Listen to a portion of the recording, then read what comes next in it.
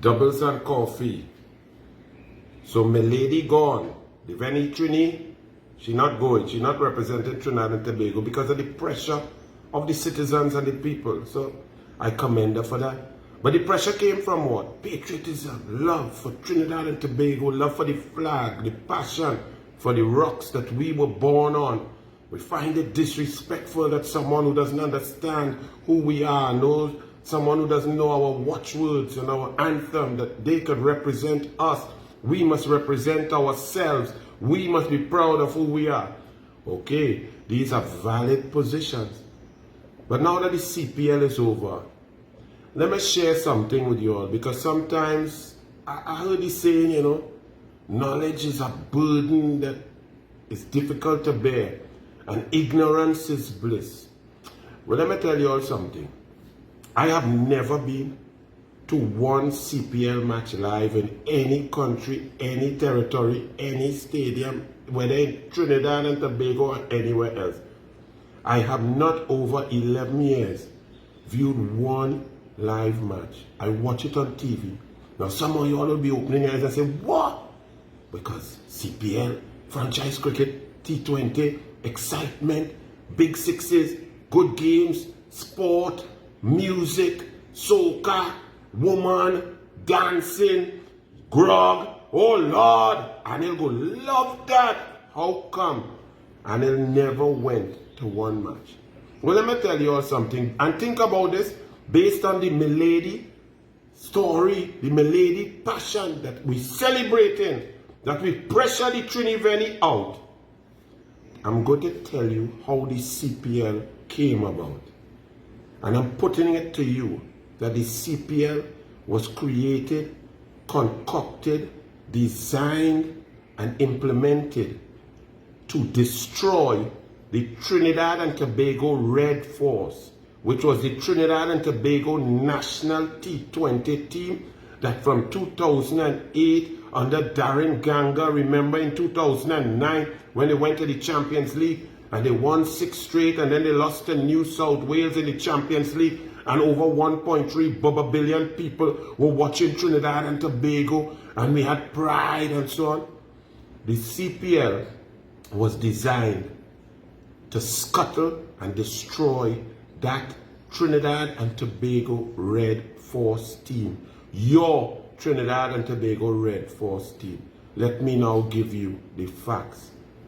Sometime in and this is just off the top of my head, sometime in 2011, I believe it was, Dwayne Bravo and Kyron Pollard, around July, August, came into the office of the Minister of Sport. I was the Minister of Sport. The Champions League was coming up, and there was a kind of discussion on whether Pollard and Bravo would sell out the country and play for the IPL franchises. And at that time, at that late time, at the 11th hour, the Trinidad and Tobago Cricket Board under Asim Basarat, who the PNM now give an award, a national award, was quietly taking, based on the contract, giving up his first right of refusal, his first choice to have his national players play for Trinidad and Tobago in the Champions League. Now the Champions League is no more, so you'll have to think back. Champions League was the champion from all territories clubs, whether in England, if it was Somerset, South Africa, Australia, the IPL, and all the champions will meet to play in the Champions League. And the winner of the Caribbean T20, which was perennially Trinidad and Tobago Red Force, will go there and battle for supremacy. But in the IPL contract, the Trinidad and Tobago board had the first right to have Pollard and Bravo. Now, if they gave up that right, the Trinidad and Tobago Cricket Board will get a fee for each player of approximately 150,000 US. Well, Basarat and them wanted that money, and they didn't care whether Pollard and Bravo played. They came and they spoke to me. I came out in front to protect their reputations, to let you all know that it is unfair to ask human beings to give up $1 million just to say they play for free for their country. And I undertook at that moment that if this happened the next year, that the government of Trinidad and Tobago will give these players the option and pay them as they are worth to play for Trinidad and Tobago. So flash forward. So Champions League went, Pollard and them went and played for the club team and the IPL team, wherever, Chennai and Mumbai. January 2012, I believe it was, the Caribbean T20. Trinidad and Tobago win, right? So we qualify based on that for the Champions League later in that year. Well, now we have to watch something carefully. You had Sunil Narine, Pollard, Bravo playing in the IPL. We have to see now if their IPL teams come 1, 2 or 3 and qualify for the Champions League. Whether that was April or May, it happened. So right then and there I said, right, we now have to go as a government. I had to take a cabinet note to cabinet to pay these fellas because Trinidad and Tobago had the first right to them as we were the club. You see, the IPL didn't even understand that Trinidad and Tobago, Jamaica, Guyana, Leewards, and so on, Barbados, are sovereign nations with budgets. They treated us in their contract as if we're clubs like Queen's Park, Comets, New South Wales, Cobras, Somerset County Cricket. They never thought, or it didn't dawn on them, that a country with a budget of $56 billion could battle them. So I went in cabinet and I got a $5 million approved for payment of our cricketers for the Champions League. The first 3 being Sunil Narine, 140,000 US, Pollard, 150,000 US, and Bravo, 150,000 US. So we went on and we're moving on that way. I was in cabinet in Tobago and my phone rang, my BlackBerry, and I hear some funny voice going, "Hello, can I speak to Minister of Sport, Anil Robert?" I say, "Yes, there's the minister." "This is Venki Venkataraman from India and thing. All kind of calls that are coming. We want this one and we want that one." I say, no, these players are going to play for their country. The government is going to pay them. The contract says that we have first right and we could pick them for our team for the Champions League. Each of these owners from India, these billionaires calling, they were upset, but I told them straight up, look for replacements for Sunil Narine, Pollard, and Bravo. And then they continued. They started to threaten and tell them that they wouldn't get contracts if they didn't play for their teams and so on. Then I was on the balcony of the place where I was living at 7:35 p.m. after a long day, still in my kind of suit with my tie open up and thing, and my phone rang. And it was the then CEO of the WICB. And he said, "Good evening, Minister Roberts, Minister of Sports, how are you? This is," I forget your name, the red man. "I want to ask you something." I said, "Yes, sir, how can I help?" This is the CEO of the WICB asking the Minister of Sport of Trinidad and Tobago, "Could you allow Pollard, Bravo, and Sunil Narine to play for the IPL franchises in the Champions League?" I said, wait. What does this have to do with you?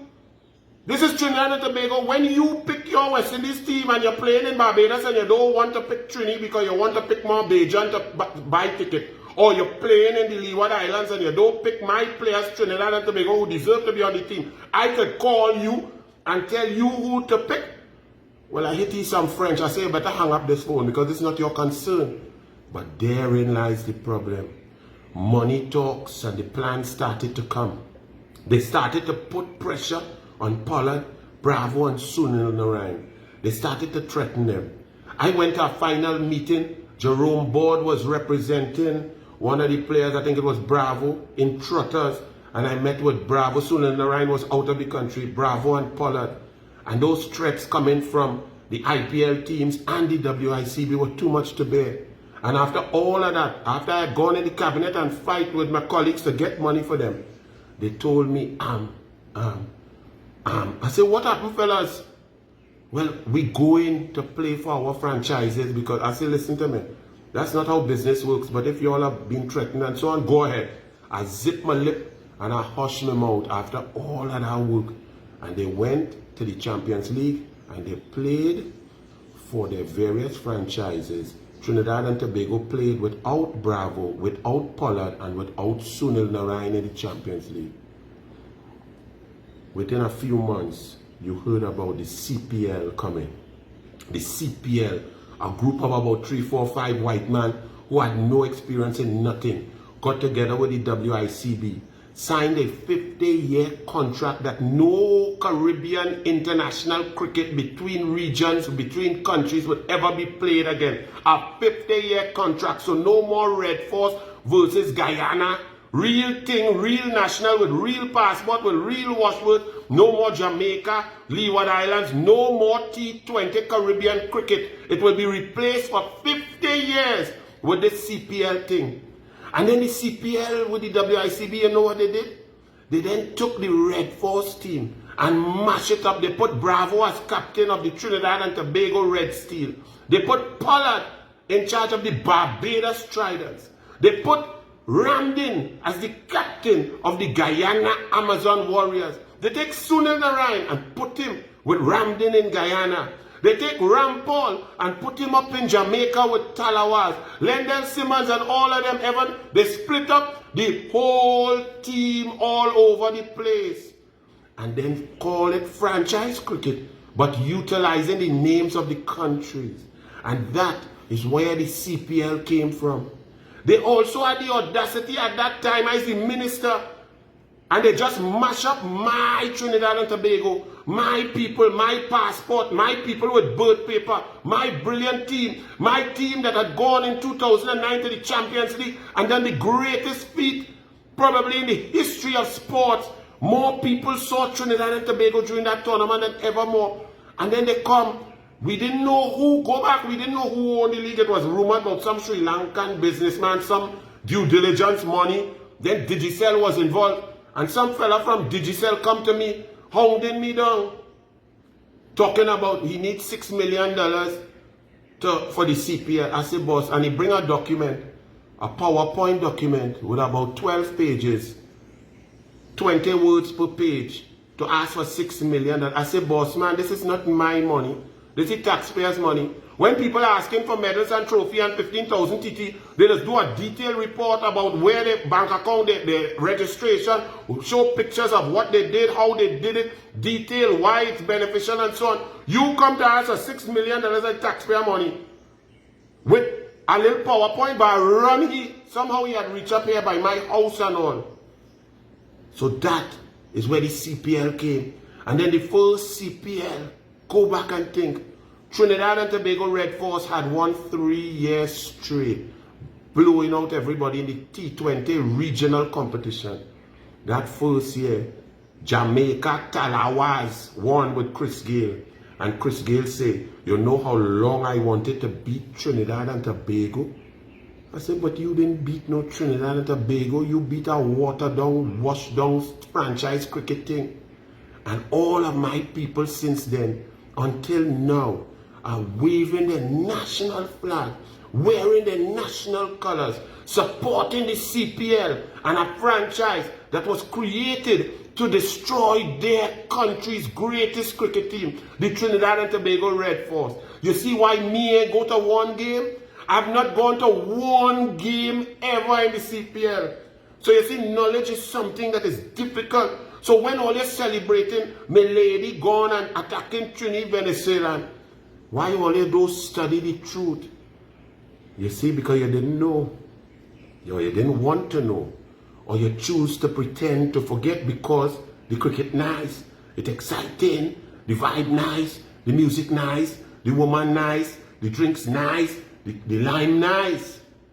But it was all designed to destroy your country's cricket team. How are you feeling now? Are you celebrating my lady? And finally, all you get rid of my lady. She ain't doing nothing, but all you leave Rowley. Bless.